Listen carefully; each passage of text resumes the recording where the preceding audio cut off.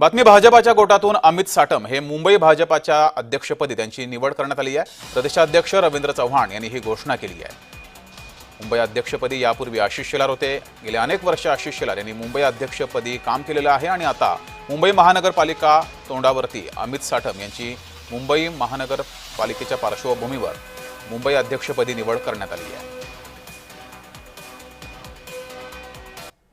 Bharatiya Janata party मुंबईमध्ये आपली घोडदौड ही राखेल आणि पुन्हा एकदा मुंबई महानगरपालिकेमध्ये महायुतीचीच सत्ता येईल हा विश्वास मला आहे आणि त्याकरता सर्व प्रकारच्या संघटनात्मक जबाबदाऱ्या ते निश्चितपणे चांगल्या पद्धतीने पार पाडतील। ठीक आहे, प्रत्येकाला काही ना काही जबाबदारी जे पक्ष देत असतात। पक्षामध्ये एकाच वेळेला अनेक लोक कॅपेबल असतात, परंतु काही गोष्टी कदाचित तो एरिया, कुठे समाज, कुठे आणखीन काय, कुठे एखाद्याला एक जबाबदारी दिली असेल, ह्या सगळ्याचा विचार करून सारासार विचार करून निर्णय घेतला जातो आणि सगळे एकत्रितरित्या मग काम करतात। त्याप्रमाणे ते काम चालेल, तिथे काही अडचण येणार नाही।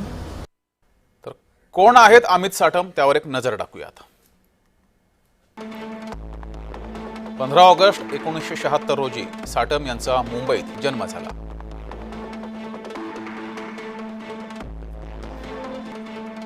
...1998 मध्ये मुंबई विद्यापीठातून पदवी शिक्षण त्यांनी पूर्ण केलं। मुंबई विद्यापीठातूनच मास्टर ऑफ मॅनेजमेंट स्टडीज पूर्ण केलं। राजकारणात येण्याआधी मुंबईमध्ये नोकरी केली आणि व्यवसाय सुद्धा केला। 2004 ला राजकारणात येण्यासाठी नोकरीला रामराम केला। 2014 ला अंधेरी पश्चिम मधून पहिल्यांदा भाजपा आमदार म्हणून ते निवडून आले। सलग 3 वेळा अंधेरी पश्चिम विधानसभेचे ते आमदार आहेत।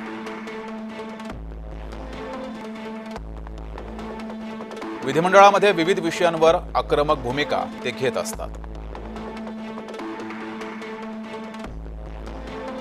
3ही वेळा काँग्रेसच्या उमेदवाराचा त्यांनी पराभव केलाय। 2014 पासून एकदाही मंत्रिमंडळात संधी मात्र त्यांना अद्यापही मिळाली नाहीये। जुहू बीचच्या सुशोभीकरणामुळे अमित साटम हे चर्चेत आले। महापालिकेच्या निवडणुकीआधी मुंबई प्रदेशाध्यक्ष पद त्यांना दिले गेले। आशिष शेलारांसारख्या अनुभवी नेत्याकडून साटमांकडे ही धुरा देण्यात आली आहे। साटम यांच्या रूपानं मुंबईकर मराठी आक्रमक चेहरा प्रदेशाध्यक्षपदी भाजपाला लाभलाय। ठाकरे बंधू एकत्र आल्यास भाजपाचाही आक्रमक चेहरा समोर असावा यासाठी ही निवड झाल्याची चर्चा आहे।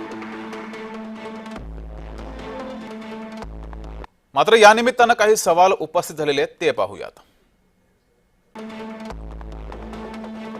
मुंबई महानगरपालिकेसाठी भाजपाची रणनीती ही तयार झाली आहे का, हा पहिला सवाल या निमित्तानं उपस्थित झालाय। ठाकरेंची संभाव्य युती पाहता भाजपामध्ये हे बदल केले गेले आहेत का, हाही सवाल या निमित्तानं उपस्थित झालाय। आशिष शेलार यांच्याकडून प्रदेशाध्यक्ष पद का काढलं, हाही सवाल आहे।